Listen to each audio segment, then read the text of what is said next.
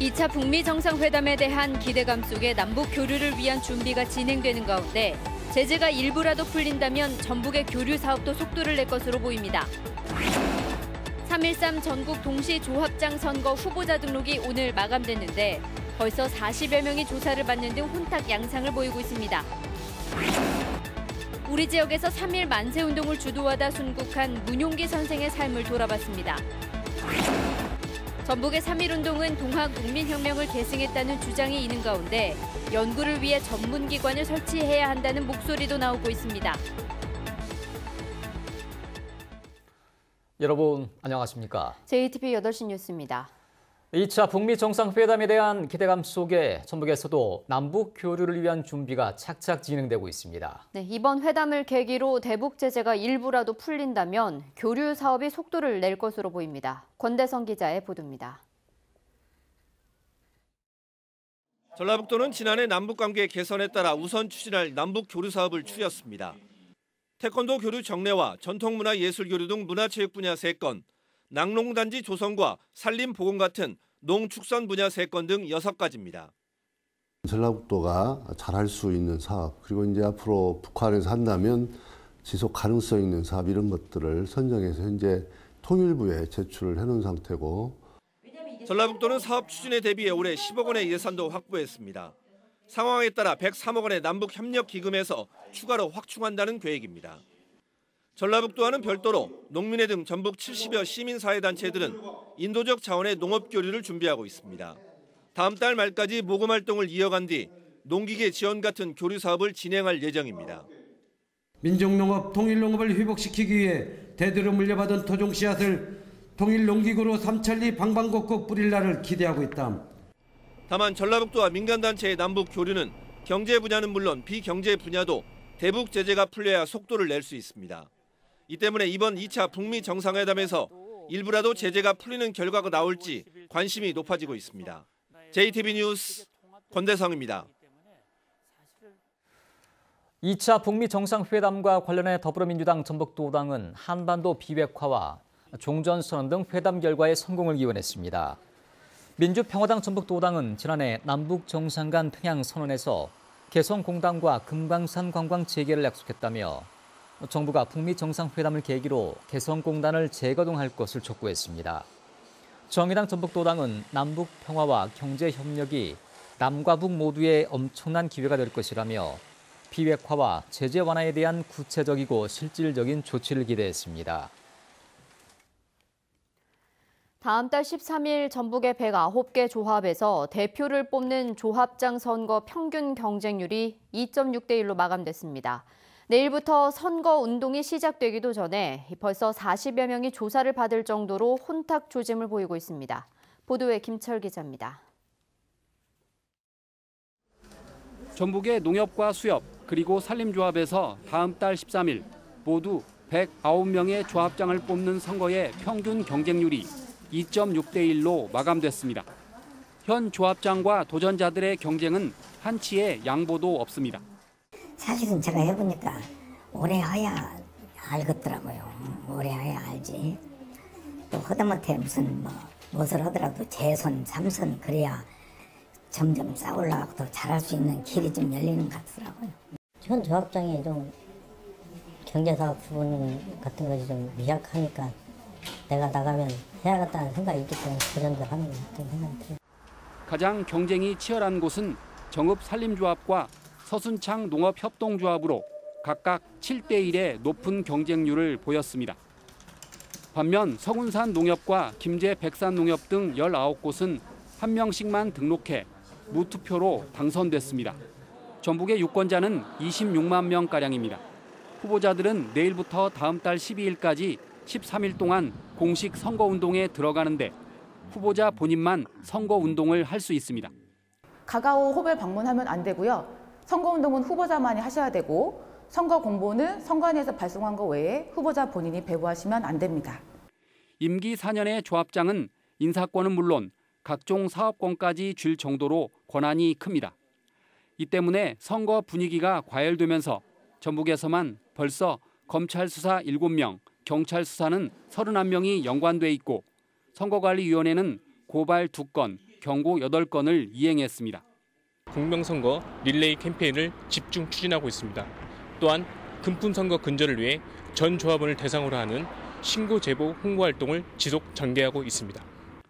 선거와 관련된 금품을 받으면 최고 3천만 원의 과태료를 내야 하고 위반 행위를 신고하면 최고 3억 원의 포상금을 받을 수 있습니다. JTB 뉴스 김철음입니다. 전북환경운동연합은 정부의 불법 폐기물 처리 대책과 관련해 성명을 내고 폐기물 이력 추적 시스템인 올바로 시스템의 개선과 공개를 촉구했습니다. 환경운동연합은 올바로 시스템의 운영 과정에서 한계가 드러난 만큼 폐기물의 경유지역 자치단체도 관련 정보를 확인할 수 있도록 하고 일상적인 감시가 이루어지도록 올바로 시스템을 공개해야 한다고 주장했습니다. 환경운동연합은 폐기물 불법 투기를 단속할 환경 담당 공무원을 늘리고 환경사법경찰의 권한을 강화해야 된다고 지적했습니다. 전라북도와 한국소비자원이 분석한 결과 지난해 가장 많이 접수된 상담 품목은 나돈 침대인 것으로 나타났습니다. 두 번째로 많은 상담 품목은 이동전화 서비스였고 스마트폰, 상조 서비스, 인터넷이 그 뒤를 이었습니다. 전라북도와 소비자원은 소비자 피해를 예방하기 위해 연령별 맞춤형 교육을 강화하겠다고 밝혔습니다. 다음 달부터 전주와 익산, 김제, 부안에서 군산대를 오가는 시외버스의 요금이 크게 오를 전망이어서 학생 등 이용객의 부담이 커질 것으로 보입니다. 전라북도 의회 조동용 의원에 따르면 전북 고속 등 시외버스 업체 3곳은 다음 달부터 군산대 노선의 요금을 정상화한다는 이유로 운행 요금을 38%에서 최고 64%까지 인상할 계획입니다. 조동용 의원은 시외버스 업체가 경영 손실의 책임을 학생 등에게 전가하고 있다며 요금 인상 철회와 전라북도의 대책 마련을 촉구했습니다.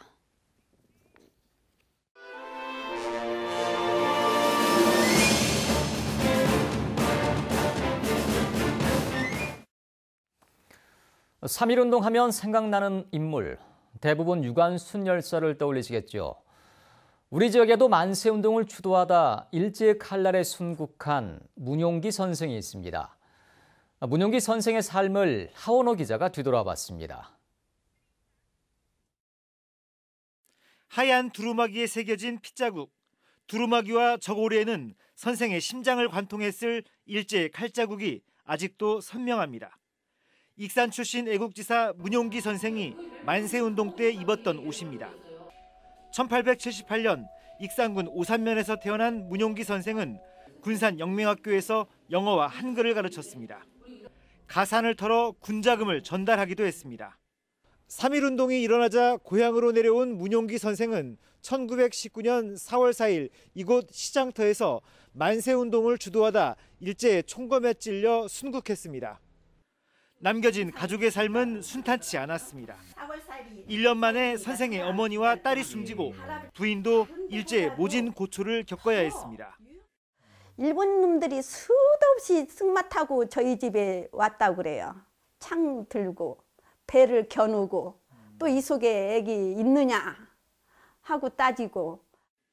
일제의 눈을 피해 선생의 옷을 간직했던 부인은 해방이 된 뒤에야 가족들 앞에 옷을 꺼내놓고 통곡했습니다. 할아버지 옷을 몰래 꺼내고 말리고 들여놓고 그랬다고 그러더라고요. 썩을까 봐. 이제 광복이 됐으니까 할아버지 살아오셨다고 울고 통곡하고 막 목숨으로 지켰던 선생의 옷은 현재 독립기념관에 보관돼 있습니다.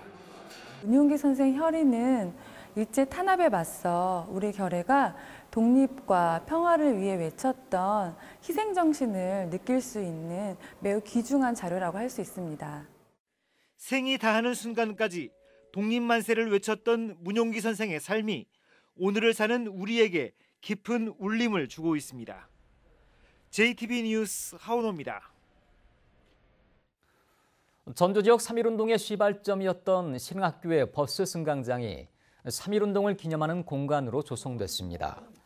3.1운동 100주년 기념 버스 승강장엔 3.1운동의 이야기를 담은 조형 작품이 설치됐고 신흥고등학교에서 제공한 3.1운동 관련 사진과 태극기 모형이 전시됐습니다. 또한 시내버스가 이 승강장에 도착할 때는 3.1운동 당시 시민학교 학생들이 식민지배에 항거해 학생운동을 일으킨 곳이라는 버스 안내방송이 나오게 됩니다. 전북의 3.1운동은 동학 농민혁명을 계승했다는 주장이 제기됐습니다. 또 3.1운동에 대한 연구가 부족하기 때문에 전문기관을 설치해야 한다는 주장도 이어졌습니다. 송창용 기자의 보도입니다. 전북의 3.1운동은 군산에서 처음 시작된 뒤 전북 전역으로 들불처럼 번져나갔습니다. 국사편찬위원회가 조사한 결과 당시 전북에서는 44건의 만세운동이 펼쳐졌고 11,000여 명이 참가한 것으로 집계됐습니다. 전북의 3.1운동과 독립운동 역사를 살펴보는 자리에서 전문가들은 동학농민혁명과 3.1운동의 관계에 주목했습니다. 동학의 주요 인물들이 3.1운동을 주도했고 반외세, 보국안민 등 동학의 정신이 3.1운동에 그대로 녹아있다고 강조했습니다. 전북의 사례 가운데 저는 김용원 선생과 박준성 선생에 대해서 오늘 특별히 한 말씀 올리고자 합니다. 왜냐하면 두 분 모두 동학농민혁명에 직접 참여한 분들이고 식민지 수탈의 최전선인 전북에서는 3.1운동 이후에도 문화계몽운동과 학생운동, 노동운동 등 다양한 민족 해방운동이 활발하게 펼쳐졌다고 설명했습니다. 일본의 수탈이 가해지니까 상대적으로 적개심이 높을 수밖에 없죠. 호남인들, 특히 전북인들의 어떤 항일 적개심이 굉장히 강화될 수밖에 없었고. 하지만 현재 전북의 독립운동 역사에 대한 연구가 절대 부족하기 때문에 전문 연구소 설치가 반드시 필요하다는 과제가 제시됐습니다. 그 안에 확실하게 독립운동사를 연구하는 부문으로서의 부문이 자리 잡는. 더불어 전라북도 독립운동 기념관 건립도 검토해볼 만하다는 주장이 제기됐습니다. JTB 뉴스 홍창용입니다. 오는 5월에 전북에서 열리는 제13회 전국 장애인 체육대회와 제48회 전국 소년체육대회 준비 상황을 점검하는 회의가 오늘 전북도청에서 열렸습니다. 점검 회의에 참석한 전라북도와 14개 시군 체육회 등은 참가 선수단과 관광객의 안전을 위해 경기장과 숙박시설, 음식점을 관리하고 대회 기간 각종 문화 행사와 축제를 개최해 지역을 홍보하기로 했습니다. 6살 때 프랑스로 입양된 제시카 불은 한국 이름으로 홍금영 씨가 오늘 전북지방경찰청에서 기자회견을 열고 친아버지를 찾게 도와달라고 요청했습니다. 1972년 2월 25일에 태어난 제시카 씨는 생후 7일 어머니와 전주 예수병원에 온 뒤 폐혈증으로 어머니가 돌아가시고 아버지는 양육할 능력이 없어서 6살까지 익산의 기독영화원에서 생활했다며 친아버지와 당시 예수병원 사회복지과 직원 김복혜 씨를 찾고 있다고 밝혔습니다. 경찰은 제시카 씨에 대해 최면 수사를 진행하고 예수병원의 당시 사망자와 직원 명단을 요청해 수사하고 있다고 밝혔습니다.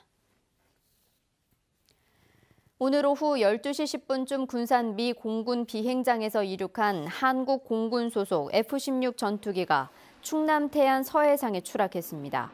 전투기 조정사 2명은 탈출해 인근 해상을 지나가던 어선에 의해 구조됐습니다.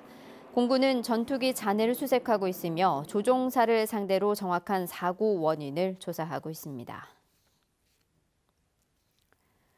오늘은 대체로 흐린 가운데 곳곳에 1mm 안팎의 약한 비가 내렸습니다. 비는 오늘 밤까지 일부 지역에 약하게 내리다 그치겠습니다.